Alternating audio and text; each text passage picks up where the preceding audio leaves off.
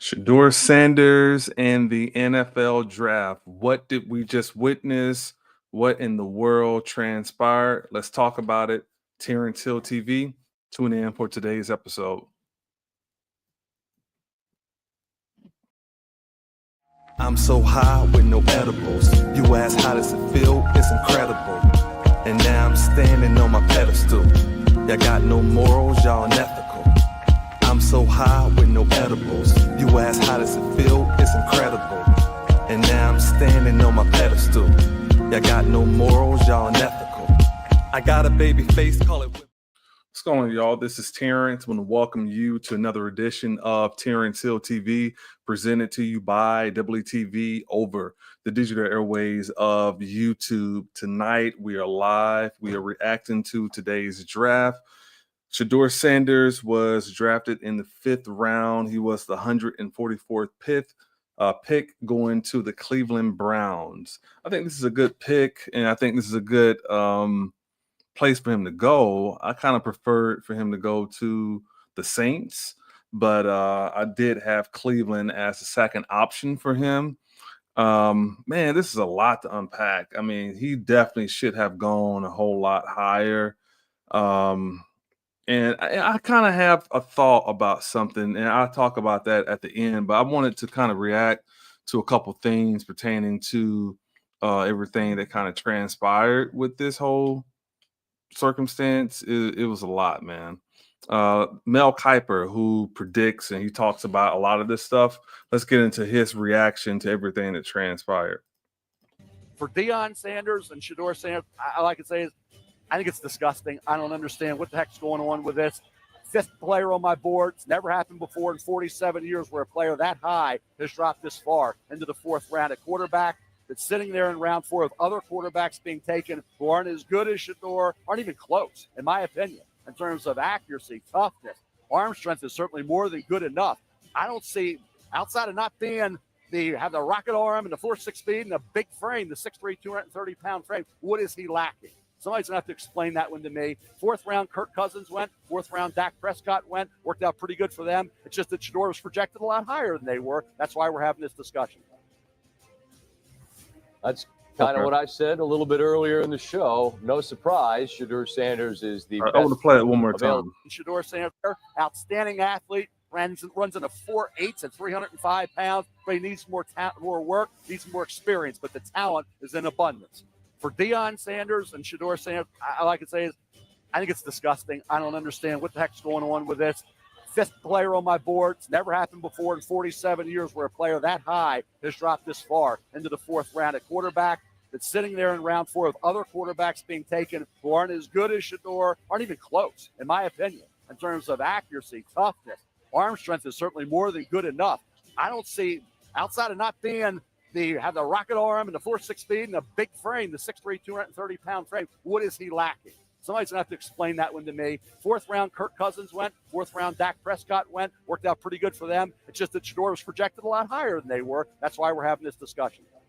Now, in my opinion, I do think the size may be a little bit of an issue, especially considering Bryce Young, smaller frame. So I do think Shedeur may need to put on a little weight and some muscle over the summer. And I know he's going to do that. I know he's going to work on his body. And I know he's going to be ready for what competition is going to bring him. And he's going to have to, compete, make the team. So I know he's up for the challenge for that. And, watching him play, he was a little, slower, in my opinion, than I thought. But again, that's not enough in my opinion, for his stock just to plummet like it did. I mean, it was pretty crazy what happened, man. Let's pull up his stats. Let's talk about Shedeur's stats right quick. Here we go. Okay, Shedeur's stat. All right, so he at Jackson State, his first year, he played 13 games, 65% completion. Well, basically 66%. Okay. He threw for 3,231 yards, 30 touchdowns, and 8 interceptions. Okay. And then rush touchdowns, he had 3. Okay. He came back the next year, 13 games. Accuracy and completion rate went up to 70%, almost 71%, 70.5. Threw for more yards, 3,752 yards, 40 touchdowns. So he increased in touchdowns. Okay. And then his interceptions went down. He went from 8 to 6. And then then he ran for 6 touchdowns. Okay. Now let's go to him at Colorado. Played 11 games, almost 70% completion rate, which was 69.3, 3,230 yards. Okay, 27 touchdowns, only 3 picks and 4 rushing touchdowns his first year at Colorado. Okay, then we get to his last year at Colorado, 74% completion rate. So every year he's gotten better in his completion rate, correct? Okay, now he had 37 touchdowns, 10 interceptions, and 4 rushing touchdowns. Now, I'm not going to throw his team under the bus, but he didn't have like the greatest offensive line. So it was a lot to kind of deal with, but he was tough. He stood in the pocket. He took those, shots. And I thought he had a good college career. I mean, definitely the last game that they had when Colorado went to the bowl game, not the best, look for the program. But nevertheless, they had a great year because the year prior to Deion getting there, they only won 1 game. And then the next year, I think it was 4 or 5. And I know they were basically in a lot of those games, except one I can remember where they really just got embarrassed and just blew off the field.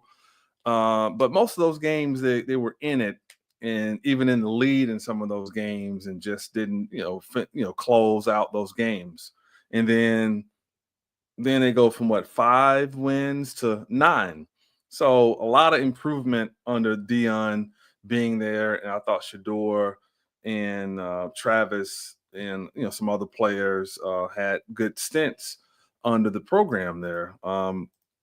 So he definitely showed a lot of promise. No reason, in my opinion, for him just to slide completely like that. I mean, that's just like insane how much for him to drop to the 5th round. I want to get into something else video wise.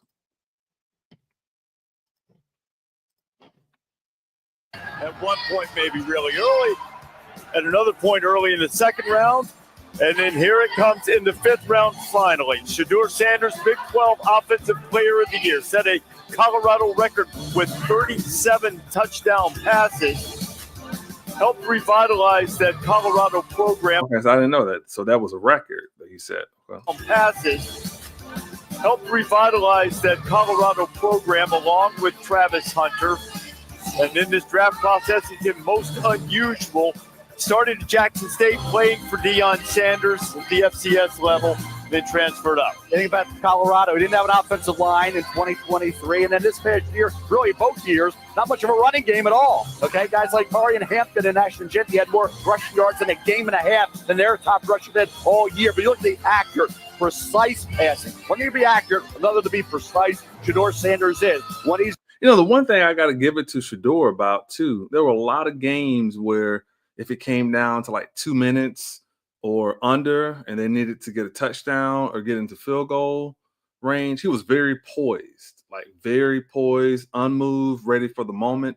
So I thought he deserved a lot more credit for that no matter what you want to say, if they thought he was cocky or arrogant or whatever terms they tried to throw around, that kid was very poised and he wasn't fazed by those moments.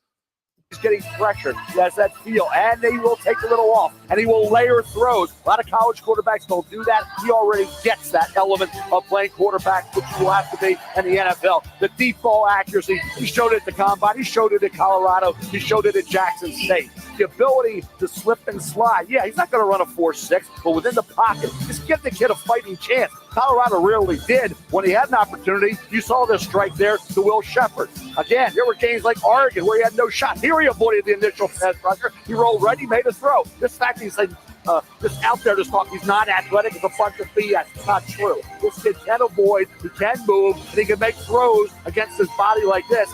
Key play against Baylor. I mean, like any other quarterback, it's gonna, he's gonna have some development that he needs to work on. But that's why these players are getting the opportunities that they're getting to develop and get better, and they'll do that with the reps and the coaching and film sessions. We're in that football game, Lou. I don't get it. I know you don't, but here we are in the 5th round, Cleveland Browns. Get a guy who should have been, in my opinion, a first-round pick, a high first-round pick. And you look at the sliders, right? The guys that have slid. The NFL gets it. They know everything. No, they don't, because the guys that have slid have done really well. Geno got into the 2nd round. He's doing pretty well, right? Jimmy Clausen, Brady Quinn didn't, but then Aaron Rodgers. Chad Pennington went 18. Brett Favre, 2nd round. Boomer Esiason, 2nd round. Dan Marino, late 1st round, and now you have a situation with Shedeur dropping to the 5th round. Tom Brady, everybody said, okay, this is what, a 6th round pick. When Tom Brady was drafted, there was a quarterback that went 18th. That was Chad Pennington. A quarterback went in the 3rd round. That was Giovanni Parmazzi from Hockey. When Tom Brady got there, what did he tell Robert Kraft? They told him, hey, you're our 6th round pick. He said, yeah, you're the best decision your organization ever made than me, right? So we're talking about, are you confident, cocky, are you arrogant, or are you charismatic? There's that fine line there. I think there's a lot of perception isn't reality in regards to Shedeur and Deion. Deion's not going to interfere. Deion's not going to be calling the coach. Deion's not going to be commenting about Shedeur while he's in Colorado.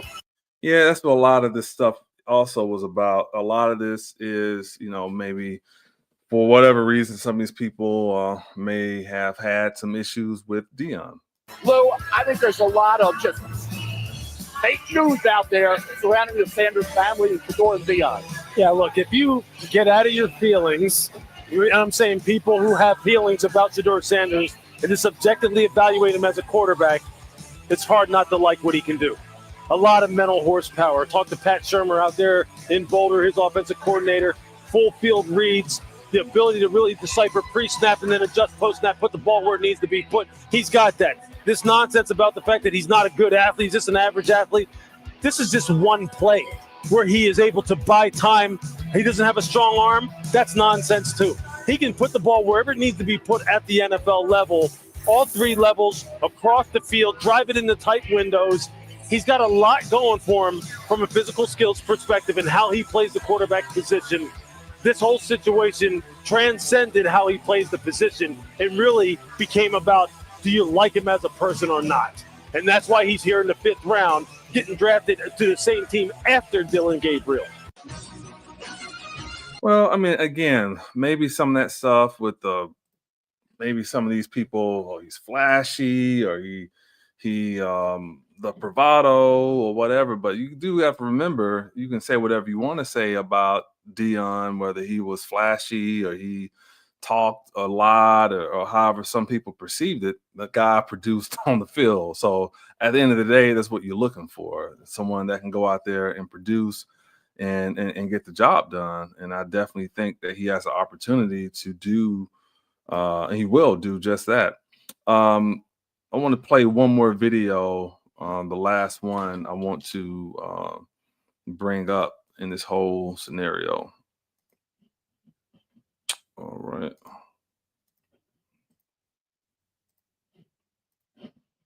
Question we're all asking now is what is going on with Shedeur Sanders? And so the floor is yours. Maybe you can make sense of this free fall with what was at one point the top-rated quarterback in this draft class. Yeah, see, I think at this point in time, this really isn't a football discussion any longer. This is a personal discussion. This is about It's a fit discussion. It's whether or not teams are just comfortable with everything that comes along with Shedeur in terms of who he is as a person, all the people that are surrounding him in terms of his inner circle, and whether or not teams deem that to be something that they're comfortable with. Right or wrong, that's the only conclusion you can really come to at this point.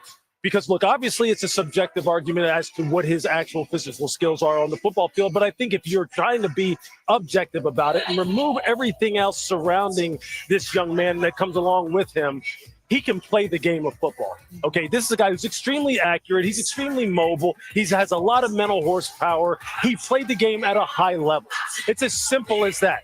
But if you go into this whole evaluation process and you're already biased towards feeling as though you want to emphasize the negative, whatever, and I'm not saying that's the case for me, but if you want to emphasize some things that really don't have anything to do with on the football field and you get caught up in all the rest of it, it can start skewing your judgment as to what this young man actually brings in terms of value. And I think that's kind of the arena that we're in right now. We're not even really debating whether or not he can play the position. Right. We're debating whether or not he fits certain organizations or any of those 32 organizations since he hasn't been picked yet. And I think that's extremely unfair, quite honestly.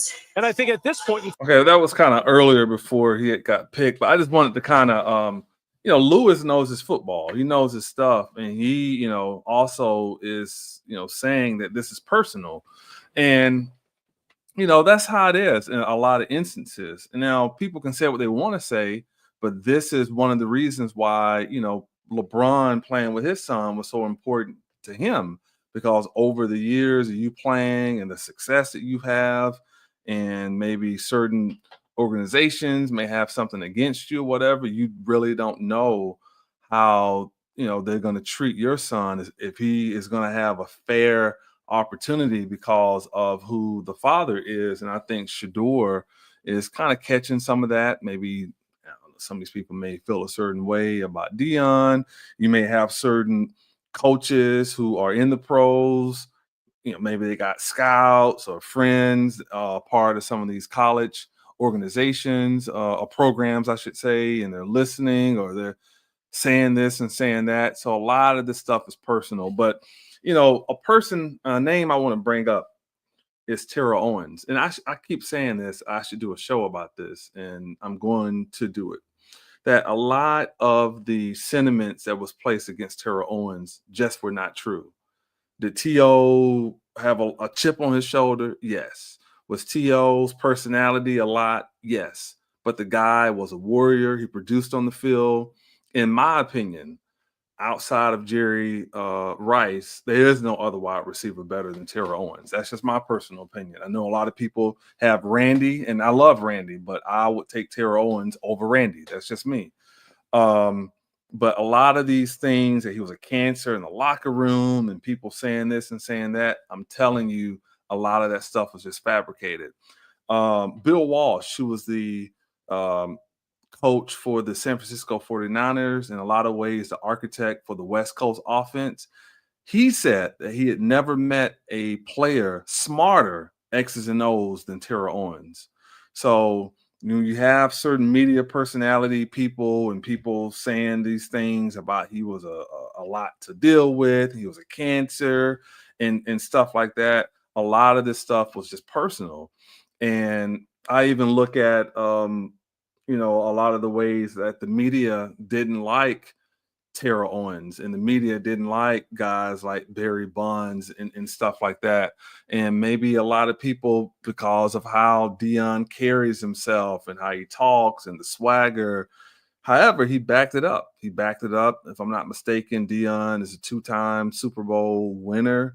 But maybe just the confidence or the what some people perceive to be arrogance, they don't like it. He should be more humble, or whatever you want to call it. Shedeur has, nice jewelry, he drives in exotic sport cars and stuff like that, but that shouldn't have anything to do with what he produces on the field. Character-wise, to my knowledge, Terrell Owens has never even been arrested before. You have a lot of players who haven't been arrested before, but they sometimes get these negative stigmas thrown at them, while you have guys that do have character issues or may have been accused of something or whatever. These guys still get drafted high.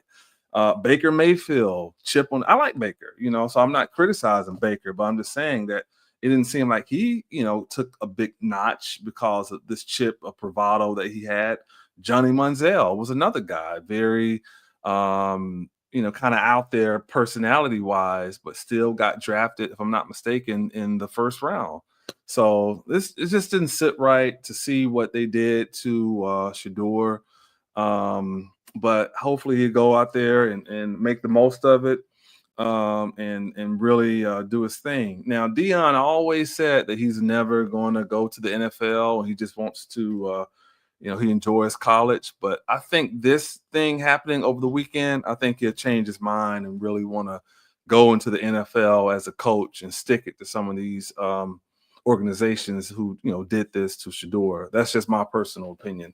Leave your thoughts in the comment section. What do you think? What do you think transpired? And I'm not saying this by any means that Shedeur doesn't have things that I think he should work on and improve and get better, but you can say that about all these draft picks. A lot of them are going to have to make adjustments and things that they're going to have to adapt to being on this level compared to college. But he definitely deserves an opportunity to go out there. And I think his draft stock was just as good as anybody, and it definitely should not have dropped at worst lower than the second round, even though I thought he probably should have went in the first round.